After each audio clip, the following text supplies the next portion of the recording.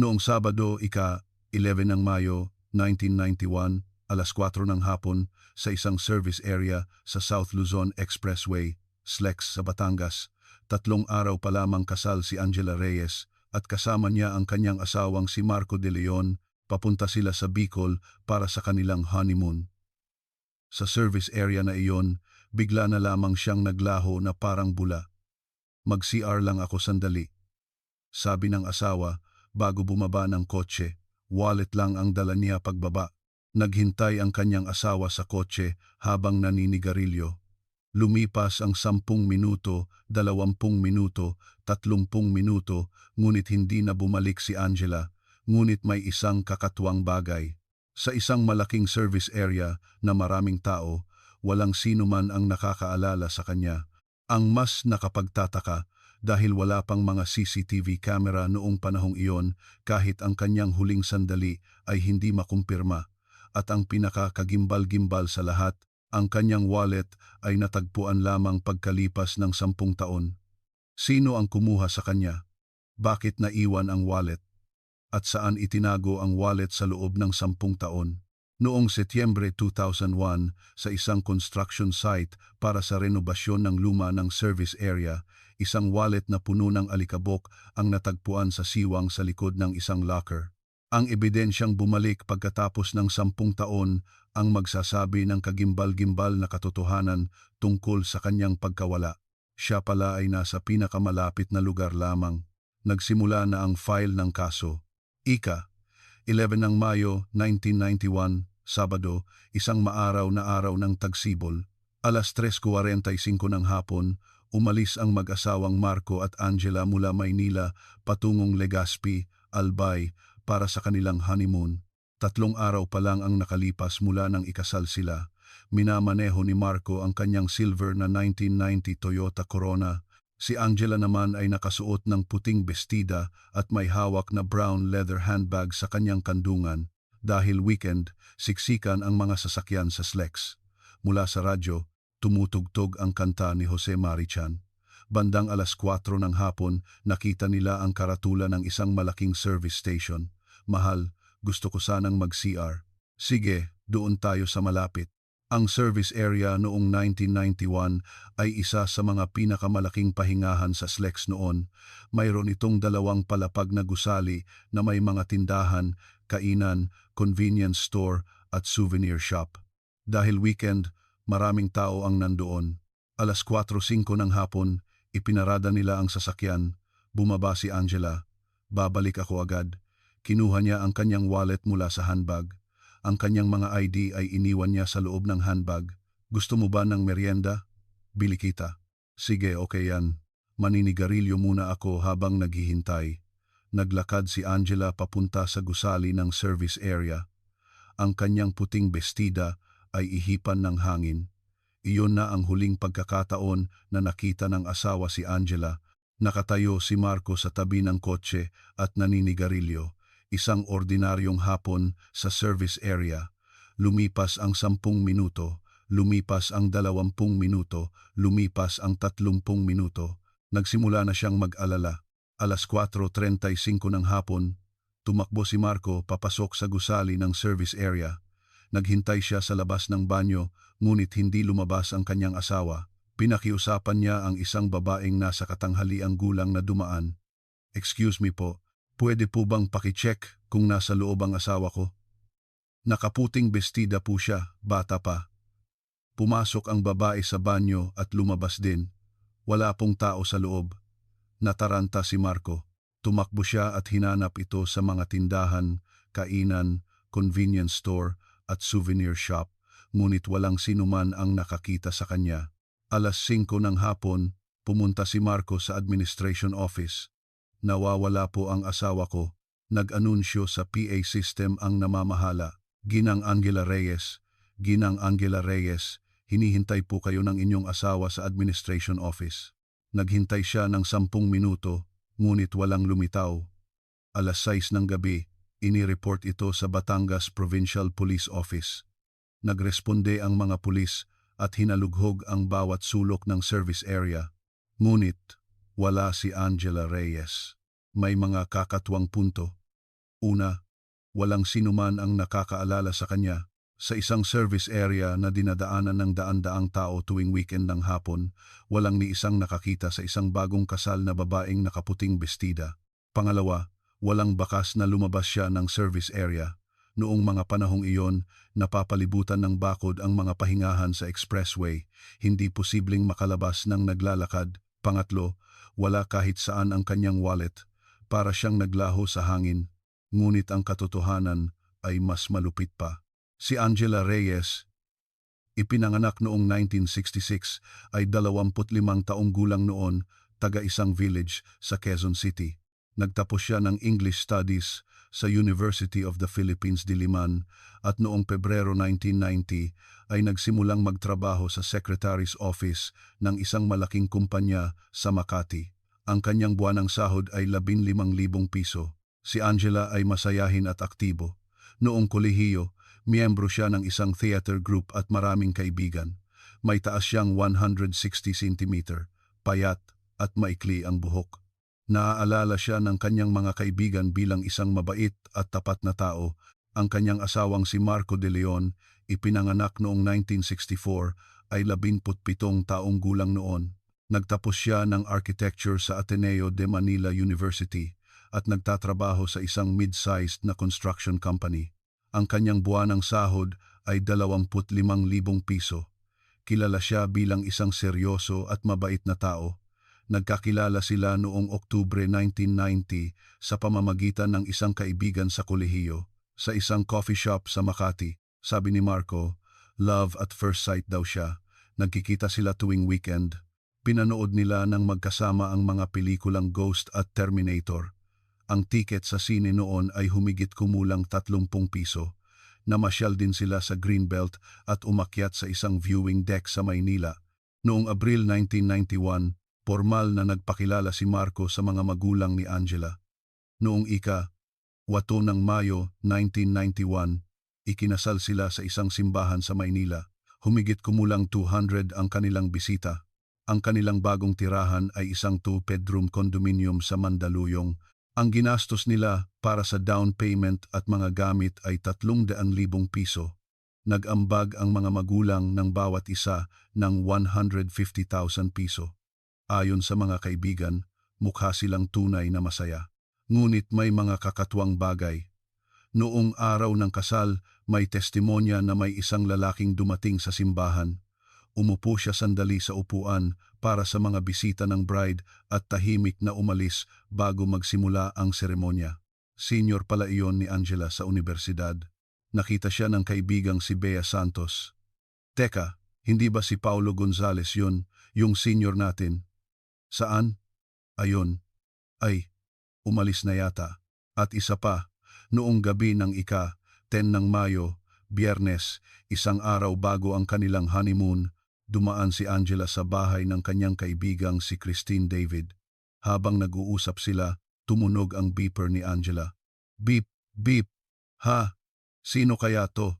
Lumabas si Angela para maghanap ng payphone. Pagbalik niya pagkalipas ng 10 minuto, madilim ang kanyang mukha. May problema ba? Wala, okay lang. Ngunit narinig ni Christine ang sinabi ni Angela sa telepono.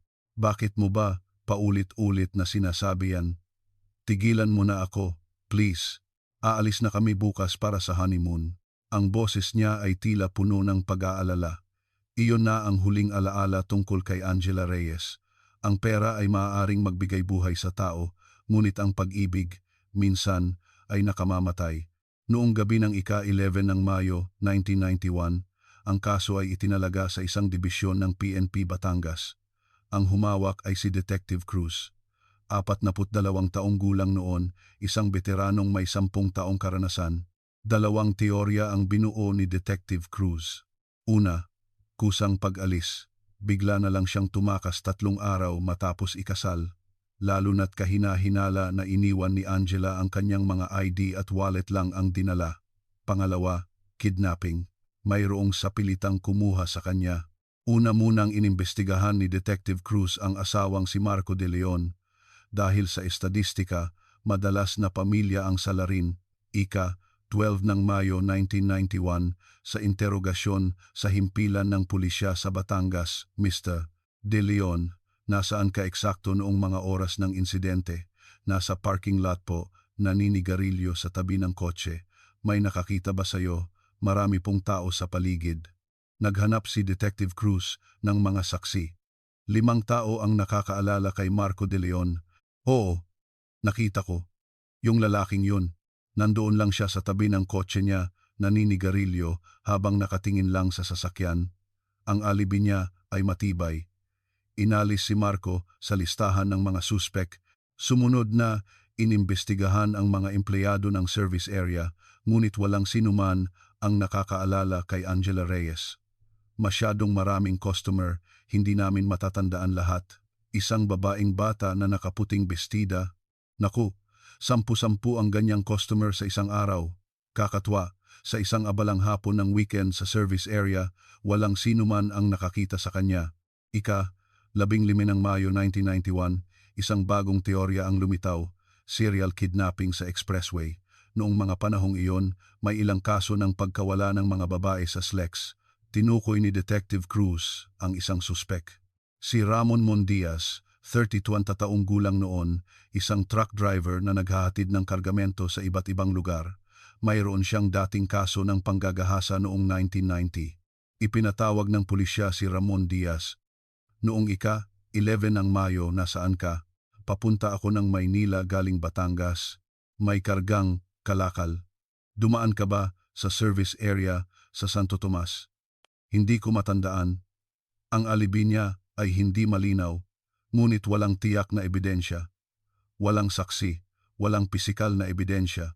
Higit sa lahat, malaki ang limitasyon ng teknolohiya noon. Noong 1991, halos walang CCTV camera sa mga service area ng expressway. Ang teknolohiya sa DNA testing ay nasa simula pa lamang. Hindi pa posible ang pagsusuri sa maliliit na bakas ng DNA. Hindi pa rin maayos ang database ng mga fingerprint. Ang mga record ng tawag sa beeper ay nabubura pagkatapos ng isang linggo. Sumadsad sa pader ang investigasyon. Ginawa ng pulisya ang lahat ng posibleng investigasyon. Hinalughog nila ang mga kabundukan sa paligid ng service area. Inimbestigahan ang mga kalapit na motel at inn. Nagpamigay ng mga flyer ng nawawalang tao, ngunit walang natagpuan. Noong Nobyembre 1991, pagkatapos ng 6 na buwang investigasyon, inuri ang kaso bilang unsolved. Sa kasalukuyang teknolohiya, wala nang paraan para ituloy ang investigasyon, isinulat ni Detective Cruz sa kanyang ulat. Ngunit hindi niya alam na ang salarin ay nagtatago sa mismong nakaraan ng biktima at ang ebidensya ay nakatago sa likod ng isang locker. Hindi alam ng salarin na ang agham ay umuunlad. Mula 1991 hanggang 2001, lumipas ang 10 taon, hindi sumuko ang asawang si Marco De Leon sa paghahanap sa kanyang asawa. Sa loob ng maraming taon, tuwing unang Sabado ng buwan, bumibisita siya sa service area sa Santo Tomas. May dalang mga flyer at nagtatanong sa mga tao, "Hindi niyo po ba nakita ang taong ito?" Noong Mayo 1992, lumabas siya sa isang public service program sa TV. "Hinahanap ko po ang asawa kong si Angela Reyes. Pakiusap. Sabihin niyo po kung nasaan siya. May ilang impormasyong dumating, ngunit lahat ay tungkol sa ibang tao." Noong 1993, umarkila si Marco ng isang private detective. Ang bayad ay 30,000 piso. Higit pa ito sa kanyang isang buwang sahod noon. Ngunit walang natagpo ang lead. Noong 1994, pinayuhan siya ng kanyang mga magulang na mag-asawa muli. "Marco, anak, kalimutan mo na siya. Kailangan mo ring mabuhay." "Hindi po, babalik si Angel." Tumanggi si Marco na mag-asawa muli. Noong 1997, tumama ang matinding krisis sa ekonomiya matapos ang Asian financial crisis. Natanggal din si Marco sa trabaho. Nakatanggap siya ng 300,000 pisong separation pay. Mahirap makahanap ng trabaho. Nagbukas si Marco ng isang maliit na mommy house, isang maliit na pwesto sa Pasig. Nagtatrabaho siya araw-araw hanggang alas 11 ng gabi. Sa isang sulok ng kanyang tindahan, nakasabit ang larawan ni Angela. Noong 2000, pumasok ang mundo sa bagong milenyo. Si Marco ay 36 na taong gulang. Noong Mayo 2001, lalong tumindi ang pressure mula sa kanyang mga magulang. Marco, tama na yan. 10 taon na ang lumipas. Sa wakas, bumigay si Marco. Noong Setyembre 2001, nagpakasal siya muli kay Michelle Yoshida, isang regular na customer sa kanyang mommy house, isang guro sa elementarya, isang simpleng salu-salo lang ang ginawa nila kapalit ng kasal.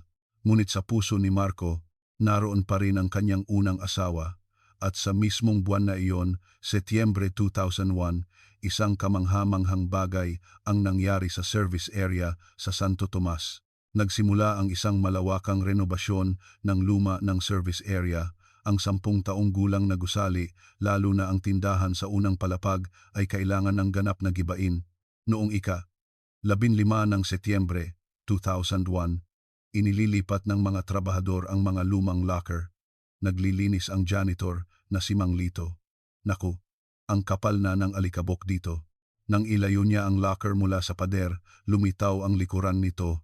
Isang espasyong hindi nalinis sa loob ng 10 taon. Bundok ng alikabok ang naipon. Nagsimulang magwalis si Mang Lito.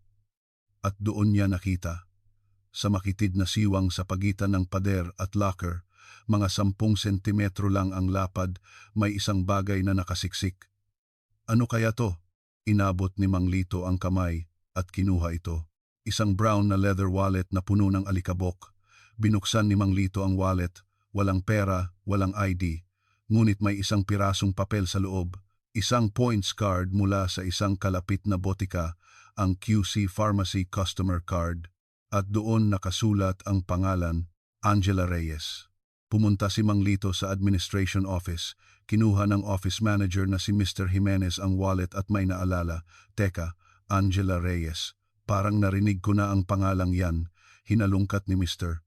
Jimenez ang mga lumang dokumento at natagpuan ito. Isang ulat ng nawawalang tao noong 11 ng Mayo 1991. Ito na nga, yung taong nawala dito, 10 taon na ang nakalipas. Agad na tumawag si Mr. Jimenez sa pulisya. Ang ebidensyang bumalik pagkatapos ng 10 taon. Ang susi sa paglutas ng katotohanan ay natagpuan sa sandaling iyon. Ang panahon ay nagtatago ng ebidensya, ngunit ito rin ang naglalantad ng katotohanan. Noong Abril 2002, binuo ang isang special team para sa mga unsolved cases sa PNP Batangas. Ang team leader ay si Police Captain Santos, isang eksperto sa forensic investigation. Noong 2002, malaki na ang inunlad ng teknolohiya sa forensic investigation sa Pilipinas. Posible na ang pagsusuri sa maliliit na DNA at mayroon ng database ng mga fingerprint. Ipinakilala na ang digital forensics at laganap na ang mga CCTV camera. Ipinadala ni Captain Santos ang wallet sa PNP Crime Laboratory. Gawin ninyo ang lahat ng posibleng pagsusuri. Noong Mayo 11, lumabas ang resulta. 4 na fingerprint ang nakuha mula sa wallet. Ang unang fingerprint ay kay Angela Reyes. Ang pangalawang fingerprint ay sa janitor na si Mang Lito. Ang pangatlong fingerprint ay hindi matukoy kung kanino, posibleng sa isang tindera o staff ng tindahan, at ang ika-4 na fingerprint. Nang makita ni Captain Santos ang ulat, kinilabutan siya. Paolo Gonzales, nakatira sa Project 4 Quezon City. Ipinanganak noong 1965, 37 taong gulang noon. Propesyon, nagtatrabaho sa isang trading company, walang criminal record. Bakit may fingerprint ng taong ito sa wallet? Sinuri ni Captain Santos ang pagkatao ni Paolo Gonzales, nagtapos sa University of the Philippines. Teka, sa UP din nagtapos si Angela Reyes. Nakipag-ugnayan si Captain Santos sa alumni office ng universidad. Magkasama sila sa iisang organisasyon. Noong Hunyo 2002, kinausap niya ang matalik na kaibigan ni Angela na si Bea Santos. Si Paolo Gonzales? Oo, kilala ko siya. Anong relasyon nila? Senior po namin siya sa org. Magkasama sila. Close ba sila? Nag-alinlangan si Bea. Ang totoo po, may gusto si Paolo kay Angel. One-sided lang po. Ayaw ni Angel sa kanya. Noong 1988, 1 taon siyang nanligaw kay Angel, pero laging busted. Sa huli, Umalis si Angel sa org. Hindi ko na kaya. Sobrang awkward dahil kay Paolo. Pareho rin ang testimonya ng kaibigang si Christine David. Sobrang possessive ni Paolo. Nagseselos siya kahit kausapin lang ni Angel ang ibang lalaki. Mas malalim pa ang hinukay ni Captain Santos. Sinuri niya ang employment history ni Paolo. Noong ika-3 ng Mayo 1991, 2 araw matapos mawala si Angela, bigla siyang nag-resign. Kinilabutan si Captain Santos. Masyadong nagkataon lang para maging coincidence. Sinuri niya ang mga record ng pagpaparehistro ng sasakyan. Noong 1991, mayroon siyang Toyota Corona. Sinuri niya ang mga tala ng pagdaan sa expressway. Ika-11 ng Mayo 1991, South Luzon Expressway, Santo Tomas exit. Pumasok ng 4:10 ng hapon. Lumabas ng 5:12 ng gabi. Humigit kumulang 1 oras at 20 minuto. Ang service area sa Santo Tomas ay nasa loob mismo ng bahaging iyon. Nakumbinsi si Captain Santos.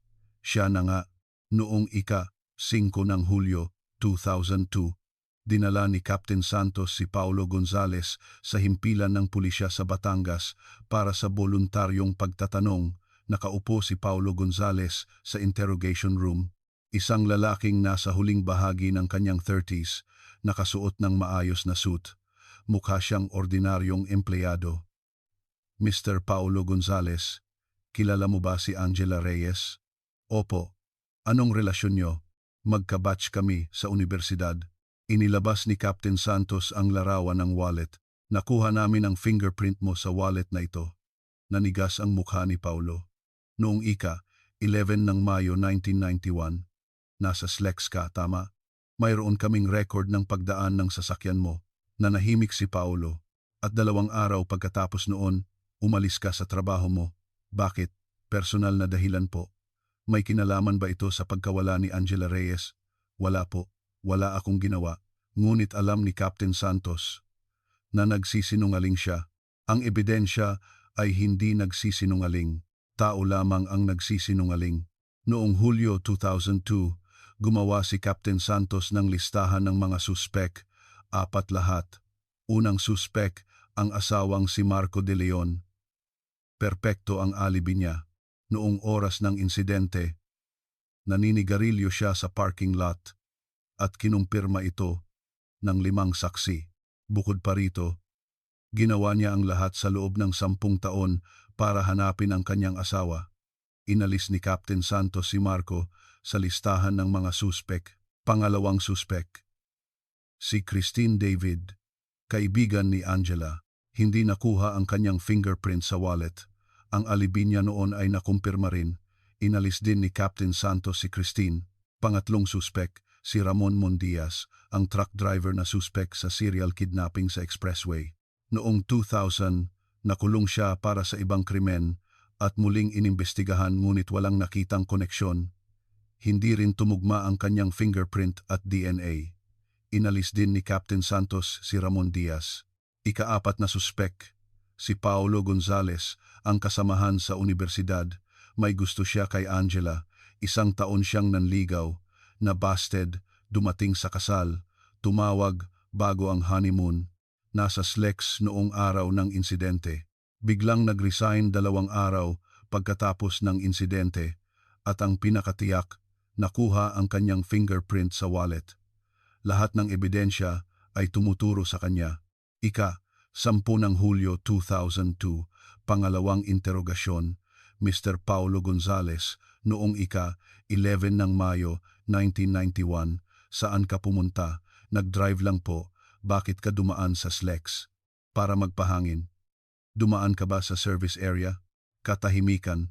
10 segundo, 20 segundo, 30 segundo. Opo. Inilapit ni Captain Santos ang kanyang katawan. Sino ang nakita mo doon? Wala po. Nakita mo ba si Angela Reyes? Hindi po. Kung gayon, bakit nasa wallet niya ang fingerprint mo? Hindi ko po alam. Nag-utos si Captain Santos ng karagdagang investigasyon. Ika-15 ng Hulyo 2002, kinausap ng mga investigador ang mga kasamahan ni Paulo sa universidad. 12 tao ang ininterview. Testimonya ng kaklasing si Yamaguchi. Baliw na baliw si Paulo kay Angel.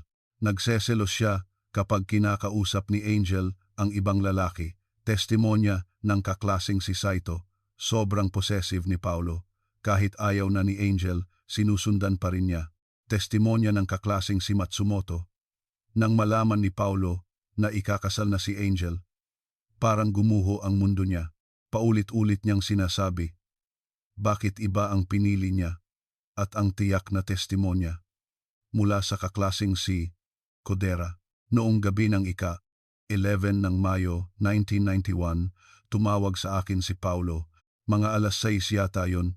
Kakaiba ang boses niya, nanginginig. Sinabi niya, "Pre, malaki ang problema ko." Tinanong ko kung ano, pero bigla niyang pinatay ang tawag. Payphone, yun. Rinig ko ang mga sasakyang dumadaan sa background. Nagkalkula si Captain Santos. Nagumpisa ang insidente sa service area sa Santo Tomas bandang alas 4 ng hapon. Lumabas sa exit ng PIN, 4 ng hapon. Tumawag sa kaibigan ng alas 6.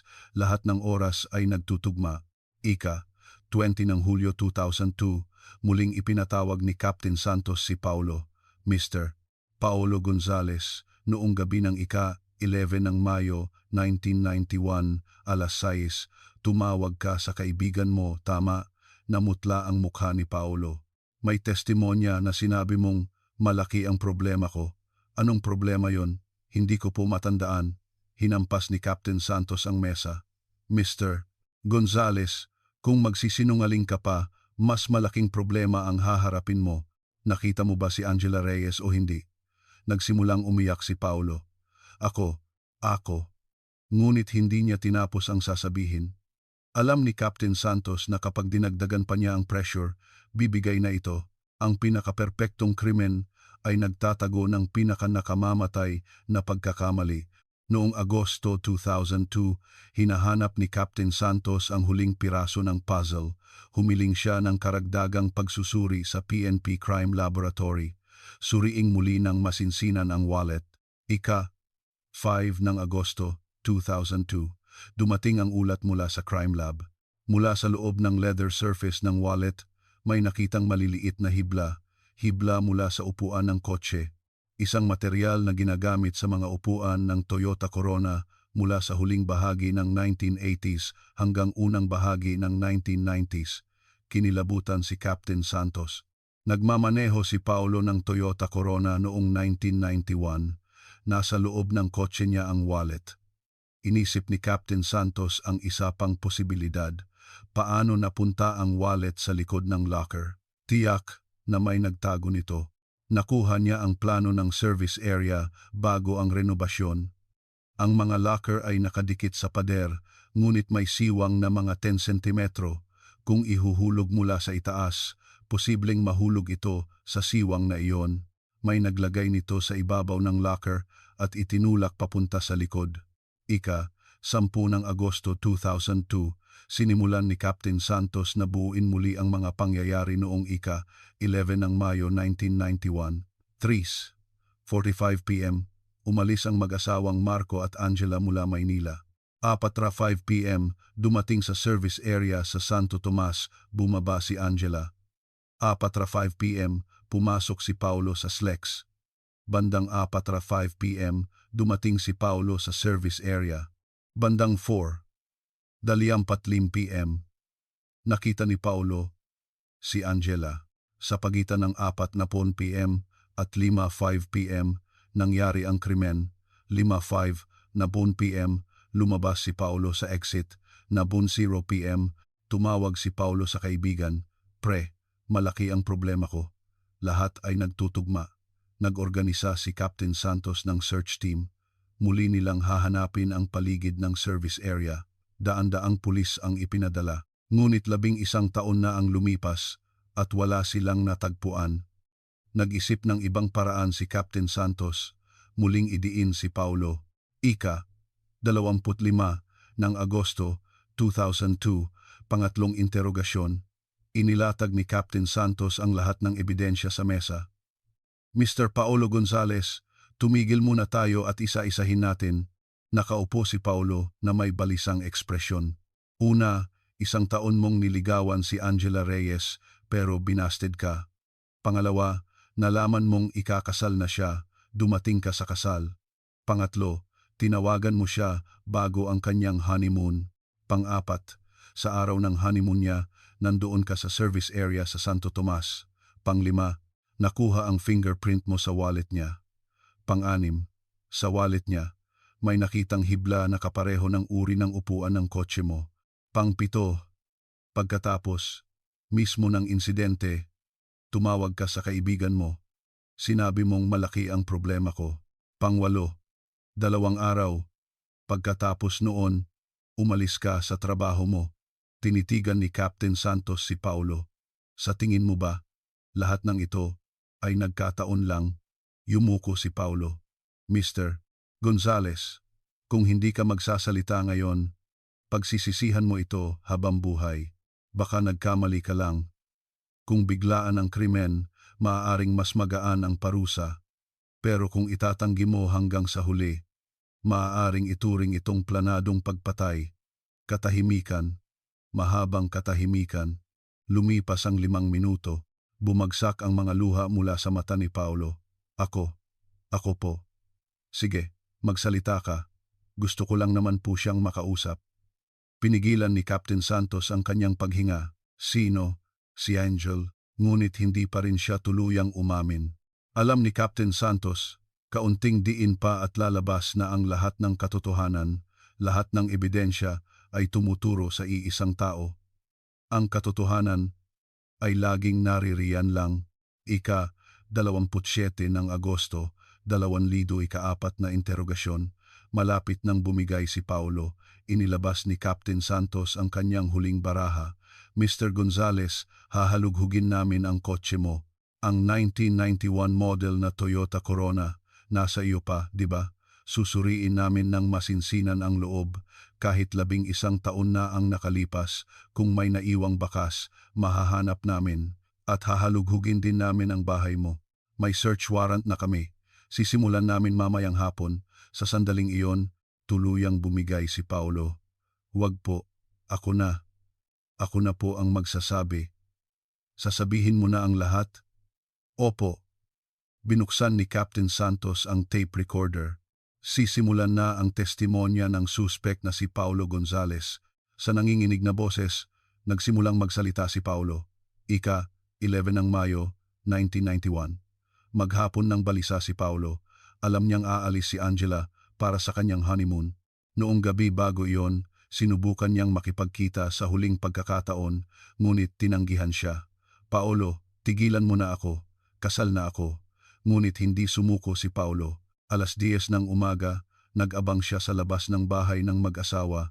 3:04 ng hapon, lumabas ang mag-asawa sakay ng kotse. Sinundan sila ni Paulo gamit ang kanyang puting Toyota Corona. Pumasok sila sa Slex. Bandang 4:05 ng hapon, nakita niyang pumasok ang sinusundang kotse sa service area. Sumunod din si Paulo. Nakita niyang bumaba si Angela, nakaputing bestida, wallet lang ang dala, naglakad papunta sa gusali. Ang asawa niya ay naninigarilyo sa tabi ng kotse. Huminga ng malalim si Paulo. Ito na ang huling pagkakataon. Sinundan niya si Angela sa loob ng gusali. Nagpaikot-ikot siya, malapit sa banyo. Pagkalipas ng 5 minuto, lumabas si Angela sa banyo. Nilapitan siya ni Paulo. Angel. Nagulat si Angela at lumingon. Kuya Paulo, bakit ka nandito? Mag-usap tayo sandali. Kuya, nagha-honeymoon kami. Naghihintay ang asawa ko. 5 minuto lang, please.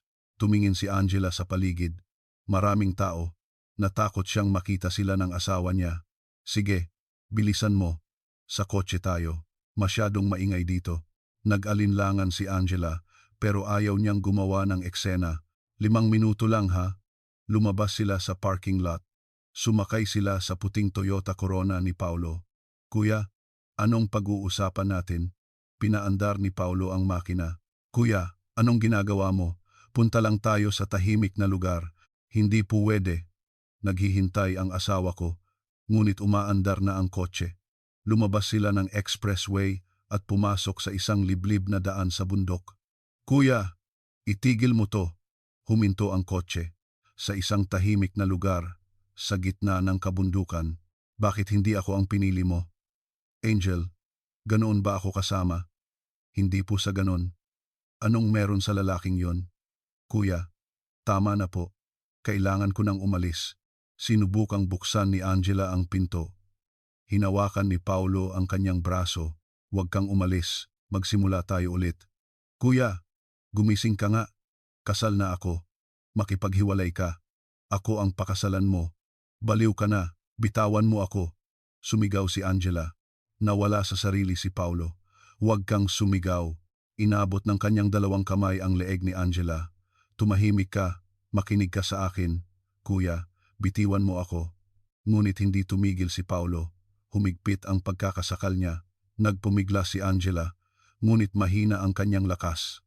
Unti-unti itong nanghina. 5 minuto, 10 minuto. Huminto na sa paggalaw si Angela. Natauhan si Paulo. Angel, Angel. Walang reaksyon. Nagsimula siyang umiyak. Napagtanto niya ang kanyang ginawa. 30 minuto siyang umiyak sa loob ng kotse at nagdesisyon, kailangan niyang itago ang ebidensya. Inilipat niya ang bangkay sa trunk ng kotse. Nagmaneho siya papasok sa mas liblib na bahagi ng bundok. Inilibing niya ang bangkay. Ginamit ang kanyang mga kamay para maghukay. Inabot siya ng 1 oras. Pagbalik niya sa kotse, may natagpuan siya. Ang wallet ni Angela na naiwan sa passenger seat. Nagpasya siyang bumalik sa service area. Bandang 30 ng hapon, muli siyang dumating sa service area sa Santo Tomas. Maingat siyang pumasok sa gusali. Pumunta siya sa tindahan, tumingin sa paligid. Inilagay niya ang wallet sa ibabaw ng locker at itinulak ito sa likod. Nahulog ang wallet sa siwang sa pagitan ng pader at ng locker. Umalis siya ng service area. 5:40 ng hapon, lumabas siya sa exit. 6 ng gabi. Tumawag siya sa kaibigan mula sa isang payphone. Pre, malaki ang problema ko. Noong 23 ng Mayo, umalis siya sa trabaho at lumipas ang 11 taon. Araw-araw siyang binabagabag ng konsensya, ngunit hindi siya sumuko. Natatakot po ako. Tapos na ang testimonya. Tahimik ang interrogation room. Huminga ng malalim si Captain Santos. Saan mo inilibing ang bangkay? Sa isang bundok po sa Batangas. 11 taon na po ang nakalipas. Hindi ko na matandaan ng maayos. Noong 5 ng Setyembre 2002, sinamahan ni Paulo ang mga pulis sa bundok. Nagsimula ang paghahanap. Makalipas ang 2 araw, may natagpo ang mga buto mula sa lupa. Sa resulta ng DNA test, nakumpirma na si Angela Reyes iyon. Noong 20 ng Setyembre 2002, kinasuhan si Paulo Gonzales ng murder. Nagsimula ang paglilitis. Humingi ang prosekusyon ng reclusion perpetua, planado ng akusado ang pagsunod sa biktima. Sa pilitan siyang isinakay sa kotse, at pagkatapos ay pinatay. Tumutol ang depensa. Gusto lang makipag-usap ng akusado. Isang aksidente lang ang nangyari. Mahigpit ang hukom. Walang kapatawaran ang ginawa ng akusado. Dahil sa kanyang pansariling obsesyon, sinira niya ang buhay ng isang babae. Noong 15 ng Pebrero 2003, ang huling hatol, ang akusadong si Paulo Gonzales ay hinahatulan ng parusang pagkakakulong ng 15 taon. Nasa korte ang mga naulila. Umiiyak ang asawang si Marco de Leon. Angel, patawarin mo ako, hindi kita naprotektahan. Ang ina ni Angela ay halos matumba sa kinatatayuan. Yumuko si Paulo, patawad po talaga. Natapos ang paghatol. Dinala si Paulo sa kulungan. Sa labas ng korte, nagsalita si Marco sa mga reporter.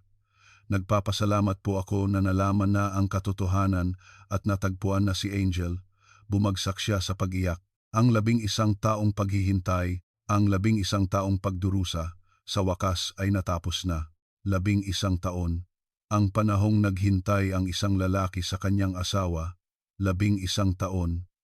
Ang panahong nakabaon sa lupa ang katotohanan. 11 taon.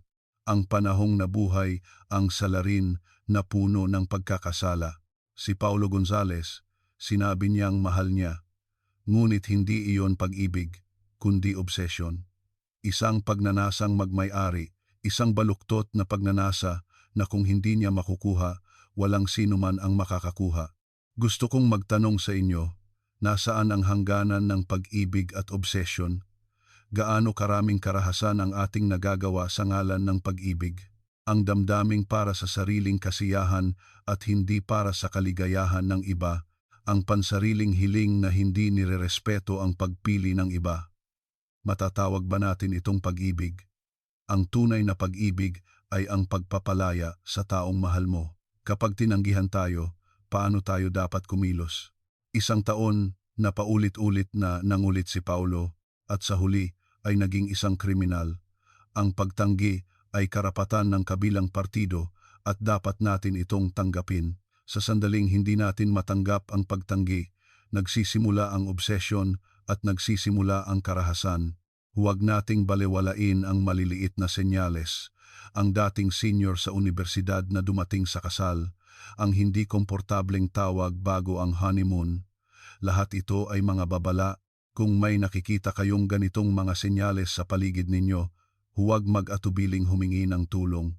Kung ang isang dating kasintahan ay patuloy na nakikipag-ugnayan o nagpapakita, kung paulit-ulit na lumalapit kahit tinatanggihan, o kung gumagamit ng mga mapanirang salita o kilos, agad na i-report sa pulisya at ipaalam sa mga taong malapit sa inyo.